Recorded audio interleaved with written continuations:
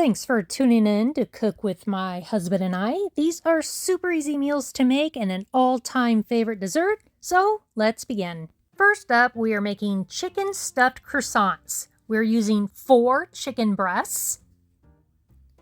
We're also going to be using 2 packs of cream cheese, butter, Parmesan cheese, and 2 things of Crescent Rolls. If you are able to get the name brand Crescent Rolls, I suggest to get those because these off-brand ones are so difficult to work with.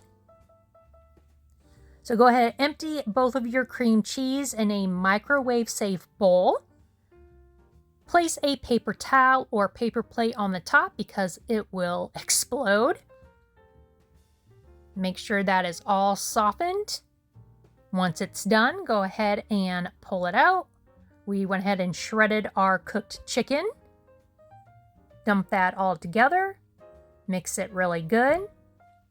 My husband decided to throw in some extra, which he is sprinkling just some shredded cheddar cheese or something like that. So again, that is optional. I've never done it that way, but I'm letting him do his thing. So once you get that all mixed up, you're going to start filling your crescent rolls and pinch the edges all the way around. Go ahead and soften your butter and then cover all your croissants on top there with the butter. Then you take your Parmesan cheese and sprinkle it on top. Set your oven to 365. Cook it roughly for about 20 minutes or until golden brown on top. Once they're golden brown, go ahead, pull them out. Let them cool down just a bit and cut it in half, and there you go. And these are great to take to work just to throw in the microwave and heat up, or even a great snack for the next day. Up next, we are going to be making some darn good chili. I love making this, and it lasts for a couple of days, so it's perfect for those busy families. So all you're going to need is 1 bag of the Darn Good Chili by Bear Creek, 1 small can of tomato paste, 1 pound of hamburger, a couple of pans, a spoon, and your crock pot. Add 8 cups of water to your pan. Go ahead and bring that to a boil. And then you're going to brown your hamburger.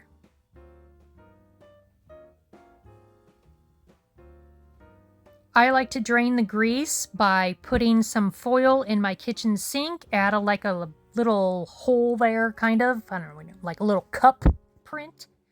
And then I just drain the grease in there, let it cool off, fold it up, throw it away. Once your water comes to a boil, go ahead and add that to your crock pot. Dump in your chili. Give it a good stir. They say to whisk it, but I couldn't find my whisk, so. Then you're going to add your meat. And then your can of tomato paste. Go ahead and give that a really good stir.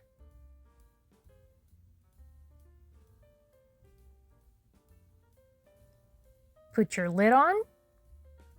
Put it on low, and you're good to go.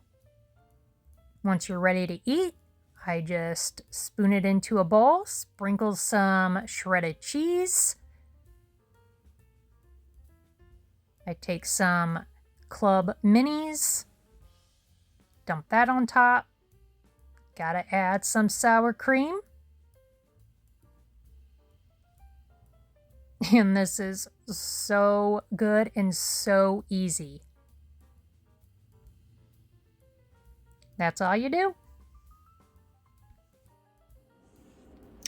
This is kind of like a dessert side dish. It's one of my daughter's favorites, and it's super simple. I just call it the pink stuff. So I am going to be doubling the recipe.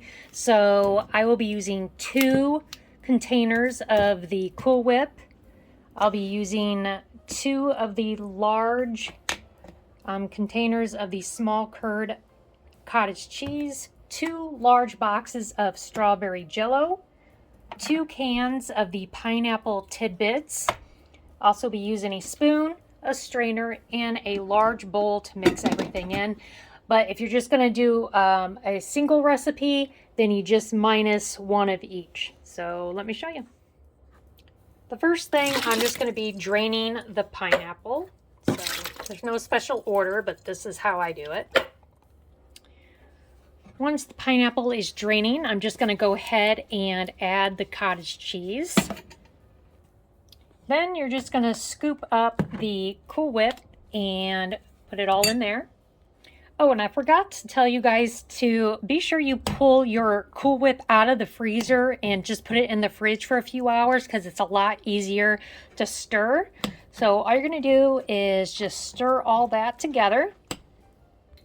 Once you have all that mixed together, you're going to go ahead and take your Jello mix. Now, if you don't like strawberry, you can do any flavor, but this is how I've been making it for over 20 years. And then just mix that together. Just make sure that you get all of the Jello mixed in there really, really good. And the last step, you're just going to take your pineapple and put it right in there and mix that all in. Once you have that all mixed, just go ahead, put the lid on and put it in the fridge and let it set overnight. Next up, we are going to be making some chicken and noodles in your crock pot. So once again, grab yourself some chicken breast, cook that fully in the oven. I'm using a 24-ounce bag of the homestyle egg noodles, 2 cans of cream of chicken, 1 32-ounce box of chicken broth, and of course, you're going to need your crock pot. We'll be cooking our chicken at about 375. Once that cools down, you can go ahead and shred it by hand or put it in a processor and chop it up if you want. Once you get that all done, get your crock pot. Add both cans of your cream of chicken.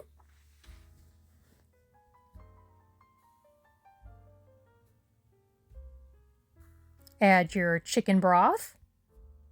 Now you can buy this in the cans as well if you choose to. It was just cheaper to buy it in the box.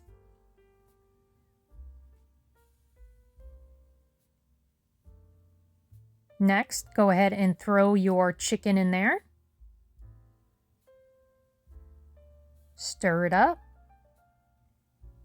Adding a little bit more of the chicken broth.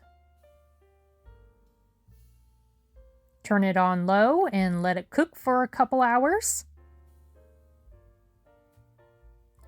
After that, I take my noodles that I placed in the refrigerator so they wouldn't be completely frozen. And then I just go ahead and dump that in there. Stir it.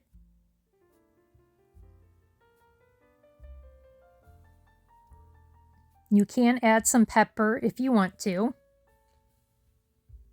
Place the lid, let it cook for another couple hours, and there you go.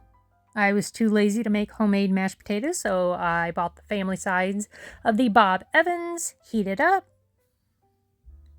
Got some more rolls. There you go. One of my daughter's favorite meals. And for the last easy meal is this vegetable beef stew. So I just diced up some of the beef. I let it cook for a few hours.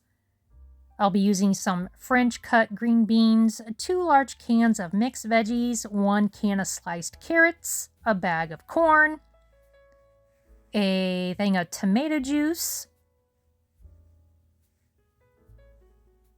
I cooked that on low, like I said, for a couple of hours. Turn that down a little bit because it was starting to really boil. I went ahead and diced up some of my potatoes. Once I knew the beef was ready and not real rubbery, I went ahead and started adding all the goodies to it. So first off, you can do it in any order, but I'm taking my diced potatoes.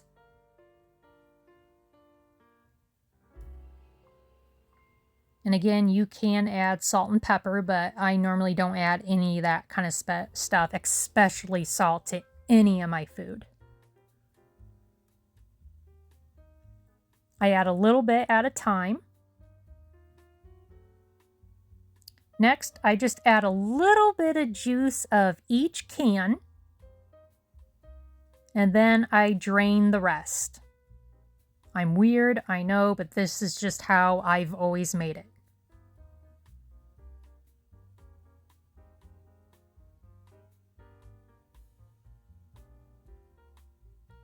Stir all that. Now I'm adding these really big cans of the mixed veggies. Now I know there's already corn in it. I know there's carrots in it. I know there's potatoes in it. I'm one of those weird people that I have to do certain things a certain way all the time. Otherwise, it's just not right. So, just putting that out there.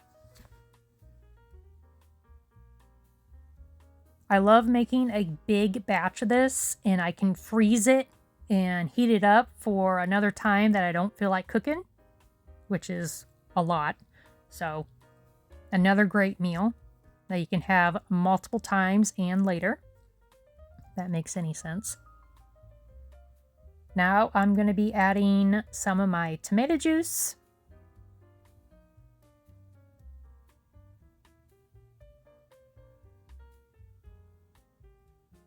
And again, I just do a little bit at a time.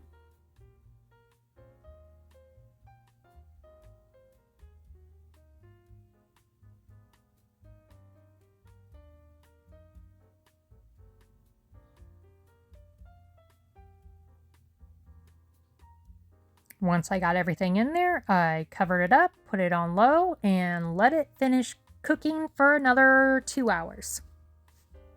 Once it's all done, you can see how thick it got. And all you gotta do is serve it up. So those are some of my favorite meals to make for my family. If you enjoy these kind of videos, please let me know, and I'll be more than happy to make some more in the near future. Let me know if you decide to make any of these and if you liked it or not. As always, I want to say thank you for always taking the time out of your day to stop and watch my videos. I hope you all have a wonderful, beautiful, safe day, and I will see you in my next video. Bye, guys. Keep smiling.